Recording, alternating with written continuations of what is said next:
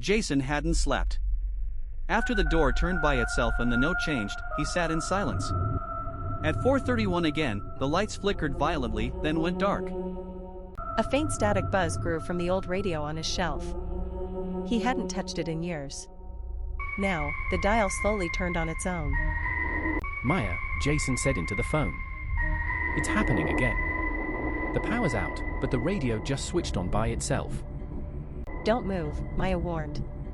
Don't touch anything. Do you hear voices? Anything strange from the speaker? A distorted voice crackled through the static. Not words, just breathing. Slow, shaky. Jason froze. The lights returned, but the radio kept whispering. Maya's voice cut in again. Jason? Say something. What do you hear? Just breath. But it's familiar. It sounds like someone I knew. Years ago. Jason's hand trembled as he turned the volume knob. The static shifted to a grainy recording. A child's voice echoed. Jason, don't forget the elevator. 17. C. Don't forget. That's my voice, Jason whispered. That's me when I was a kid. But I never said that. Not once. Jason, Maya said. You need to get out of there. That building, it's bleeding through time. Jason unplugged the radio. The static didn't stop. It was no longer coming from the device, it filled the room, like the air itself was transmitting. Jason, listen carefully. There's a pattern, Maya said. Interference like that, it's used in deep encryption. Whatever's broadcasting wants something to be found. Then why show me a memory that never happened? Jason asked, staring at the blank screen. Why pretend it's mine? Maya paused. Maybe it is yours. Maybe someone altered it. Injected something false inside the reel. Jason picked up the note again. The numbers had changed a third time. 17C.1998, ELVC. That's an elevator code, Maya said. But 17C? That unit burned down years ago. That's where I used to live as a kid, Jason said. But I don't remember a fire. Maya's voice dropped. Then it wasn't a fire. It was something else. Something they told you was a fire. Jason stood at his apartment door. The hallway stretched unnaturally long, again. The light above 17C flickered. The door was half open, just waiting. If you go in, keep the call live. Don't hang up. I'll trace your signal, Maya said. I'm not letting you vanish. Jason stepped inside 17C. It was dusty, empty, but untouched, like someone pressed pause in 1998 and never resumed. The living room still had plastic-wrapped furniture. A calendar on the wall read April 1998. And a VHS tape sat beside an old CRT television. There's a tape here, Jason whispered. It has my name on it. Written in red marker. Play it, Maya said softly. But record it from your phone too. Just in case. The TV buzzed to life. Grainy footage showed a child, Jason, sitting alone in the hallway, whispering to someone unseen. That's you, Maya said. But who were you talking to? There's no one there, Jason muttered. But I'm clearly talking. Laughing. Like someone invisible is right beside me. The screen distorted. New footage rolled. A timestamp, 4:31. A different angle, of Maya, standing in Jason's current apartment, alone. Wait, what is this? Why are you in my place? I've never been in there alone, Maya said. That footage, that never happened. Maya's voice trembled. Jason, I think someone's splicing our pasts. Editing reality, like film cuts. To make us forget the original. But why? What's the purpose? Who benefits from us not remembering who we were? Maybe it's not about who we were, but what we knew. Something we saw. Together. Jason turned to the corner of the room. A second note now rested on the armrest. It hadn't been there before. The note read, pattern locked. Next frequency 7.1331.47. Begin phase 2. These aren't messages anymore, Jason said. They're commands. Instructions. Like we're being programmed in reverse. Jason, you need to leave that unit. Now. I'm tracing the frequency, it's not local. It's bouncing through satellite mirrors. As Jason reached the door, the hallway outside vanished. It was replaced with static, a living wall of white noise. Maya shouted, Jason. Are you still there? Jason pressed his hand to the static wall. It rippled like water. On the other side, a figure emerged, wearing a red coat and Jason's face. The figure in the static wore Jason's face, but it wasn't him. Its smile didn't belong. The static parted, not just pixels, but something alive. Maya, it's me, Jason said, backing away.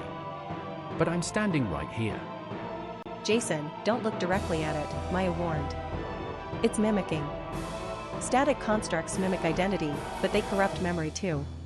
The figure tilted its head, then mouthed words. Jason couldn't hear, but he understood. You left. I didn't. The walls flickered again. Jason fell backward, through the static, landing on cold tile. But now he was back in his own apartment. Or something like it. The lights hummed strangely. His clock blinked 4:32 now. 1 minute ahead. Everything was identical, but just off. A frame on the wall showed a photo that didn't exist before, Jason as a child, standing with the red-coated figure. No, Jason whispered. That never happened. I never took that photo. Jason, the frequency is merging timelines, Maya's voice echoed from his phone. You're caught between broadcast layers. How do I stop it? Jason asked. How do I get back to my layer? There's a way, Maya said. A broadcast reversal, but you'll need the original receiver point. Where your first recording began. The basement, Jason muttered. The surveillance archive. The screens that showed everything. Exactly. That's where your origin frequency leaked through. You'll need to realign it. Jason raced toward the stairwell. The elevator lights above blinked 17C in looping patterns, as if mocking him. He passed neighbors in the hallway, or what looked like neighbors. Their faces were featureless. Masked in digital blur. They're just placeholders, Jason said. Background noise in a broadcast. The stairwell stretched down forever. Jason kept descending. The walls pulsed with static waves, each floor melting into the next. Then he stopped. A door marked Core Access, April 17, 98, appeared where none existed before. Jason, that's the original breach, Maya said.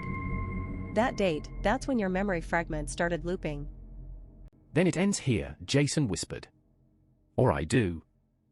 Jason opened the door. Inside, a room of mirrors. Each one reflected a different version of him, younger, older, angry, broken. Those are stored identities, Maya said. Everyone archived the moment your frequency fractured. Which one's real?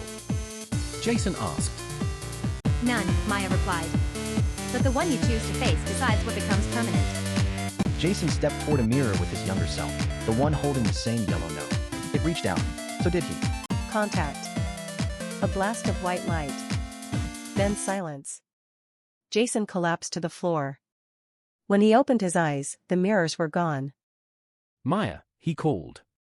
No response. His phone was frozen on the midnight. The air felt heavier, digital, like breathing inside static. On the wall was another screen, now active. A new video began playing, Maya, crying. In a room he didn't recognize. Why are you crying? He asked. Where are you? The video Maya looked directly at him. Jason, you didn't make it back. This is your backup. No, Jason whispered. That can't be real. I made contact. I completed the loop. The screen glitched. Maya's image repeated, this is your backup. This is your backup, over and over. Jason pounded the wall. Maya, answer me. Where are you now? The room darkened. Another door appeared. This one read, Manual Override EP02.80. Manual override, that means this isn't the end, Jason said, breathing hard. Someone built an escape. A final key.